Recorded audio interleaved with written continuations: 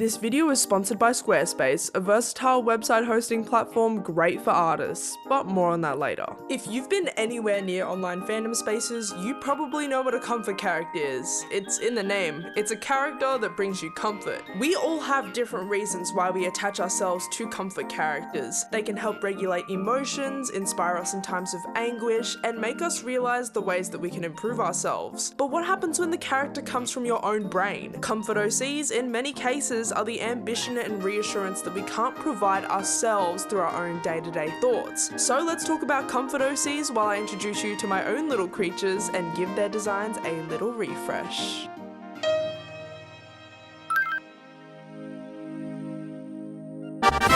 Starting off, let me introduce the two characters that I'll be drawing today. I created Laine and Jordan back in 2023, which was 2 years ago? Damn. They're an alien and human duo of nebulous gender and infinite swag. They're best friends, and for them, life is just sunny days and good times. My first sketch that I did of these two was while I was on a train to go off and try some rollerblades. I didn't end up buying them, but I did end up with this super cool concept for these two. I shared them on TikTok and have kept doing so in the interim. I even had a little comic in there which I think epitomizes why I find them so comforting.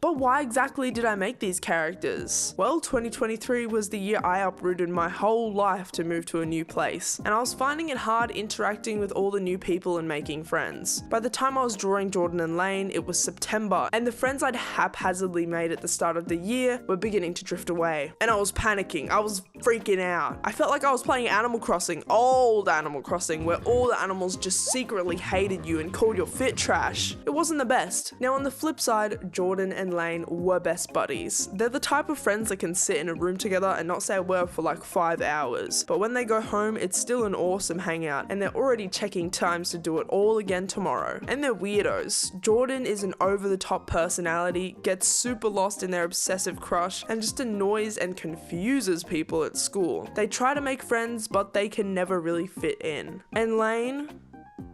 Well, he wears his hat backwards. But despite all the rejection they face from other people and just society in general, Jordan and Laine have each other. And in my mind, their antics as a duo, as teammates who always cheer each other on and lift each other up, that ends up winning people over. I think the link is pretty clear as to why I made these guys. I craved that unconditional platonic love. I wanted a friendship that was a two-way street, and no matter how bumpy or full of holes it got, we would still walk it for each other every day, just for the sake of caring. In other words, I was lonely, but emphasis on the was, because at the end of 2023, I decided to make a change in my life and just start being my freaking self unapologetically. To me, Laine and Jordan have always been above else, genuine and true. What you see is what you get. And yes, that leads to severe group rejections at high school, but it's also how they found each other, and their friendship is worth so much more than sitting with some people who just don't get it. Maybe I read the Be Yourself slogan from tacky posters a few too many times, or had the idea inside all along. But if two fictional characters that only exist in my brain could do it, so could the meat capsule that houses that clever brain. And dude,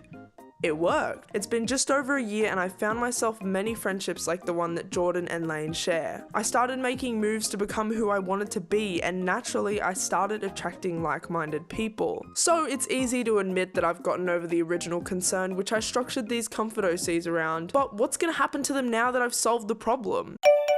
Well, there's 3 things I could do. I could A, rework their stories and adapt them to the current issues I'm facing, but honestly, it's not a lot, I'm kinda happy right now. Or B, I could share them with the world to help other people going through similar things in their life. Or C, I just put them in the bin and forget about them. If these options were buttons, I'd be playing them like Street Fighter because I'd be spamming the shit out of all of them at all possible times. There's been months where I've completely neglected these two, just forgot. But recently, I've been really interested in bringing them back. Then I did an option A and I remade them so they could help me deal with the problem I'm facing now, finding my purpose on my own. And I think that it was super cool, but it was just too much work to execute and too embedded in subtext, and you just really wouldn't get it unless you're that one friend friend that got trapped in the 6-hour lore dump. So I took the developments I made on the characters and kind of put them on the back burner. They're still a part of Jordan and Laine, but less so. There's no right or wrong way to deal with your own comfort OCs, but I think that for me, their original message was so important that it's like a guiding principle.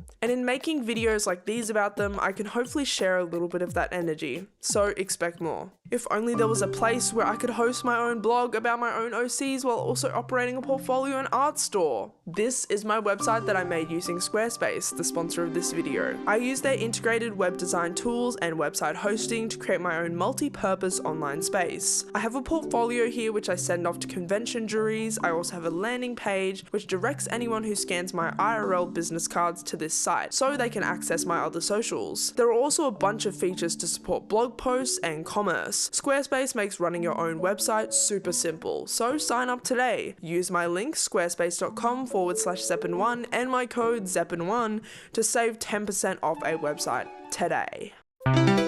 Before I bring Jordan and Laine into 2025, I figured they needed a refresh to really go all in on their essence as characters. And that's why Jordan is now a robot. Surprise to all the people listening to me like a podcast, but if you've been looking at the footage behind me here, yep, there it is. Our silly blonde human person of indeterminate gender has now been transformed into a microwave. This was honestly such a tough call to make, and I know that not everyone will think it's the best idea ever. I may change my mind still, but let me explain this decision. First of all, the dumb reason. I just like the colors blue and green. Laine is already very green, but oh, you're a shade of human.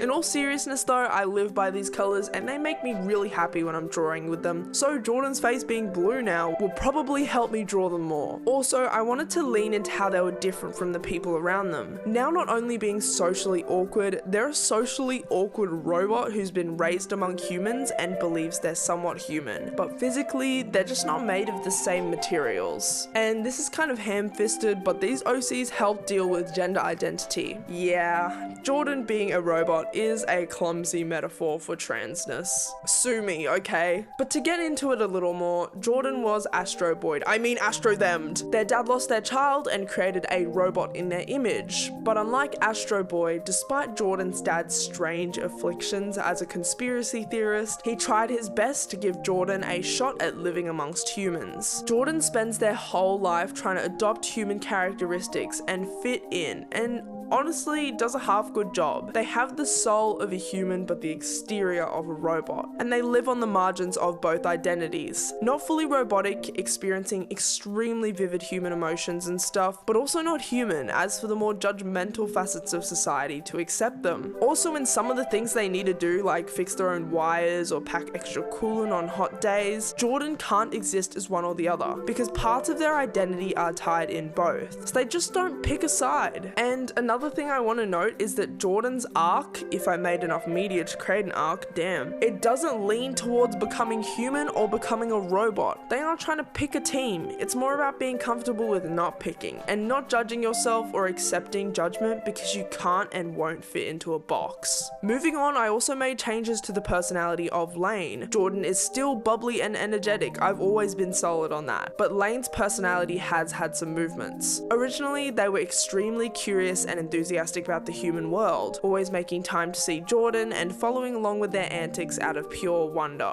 In a later redesign, I gave Laine full agency, almost too much, reframing them as the center of the character universe. They became grumpy and blinded by misguided loyalties and ambitions. Their story was that they were on Earth to collect data so that they could report back and help their alien species destroy humanity. But they started liking the place, and you know, the entire thing is redemption arc all the way through. In this new version, I want to tone that down and find a middle ground in between both versions of Laine. I want to also make the true reason why they ended up on Earth a little more nebulous. They're no longer curious about human life because they want to eliminate it or because they're dumb and doe-eyed, but instead because it gives them the freedom to live how they'd like to and also offers more to see. In every iteration, Laine has a rough upbringing, always pressured to use their intellectual gifts for the greater good and serve their society back at home. But on they can just escape from that and be young and dumb in peace. The redesigned Laine is super into bugs and also a bit more reserved. They're super clever and observant, but selective about the things they find interesting and partake in. Laine is incapable of small talk, but when they feel comfortable enough with someone, they're a very deep conversationalist. Due to how their childhood was, it's hard for them to be playful and come out of their shell, but every now and then they'll find someone who's just right and let them into their world. Their loyalty to their alien state back home transforms into a rebellious loyalty to Earth and to Jordan, who showed them how it truly feels to live and be awesome.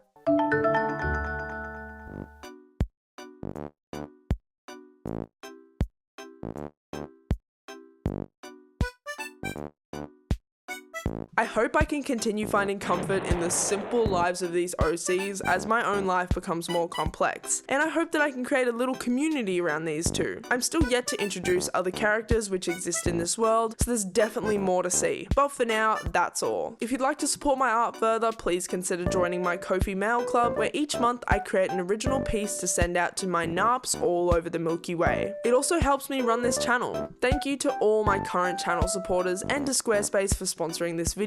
But before you go, subscribe,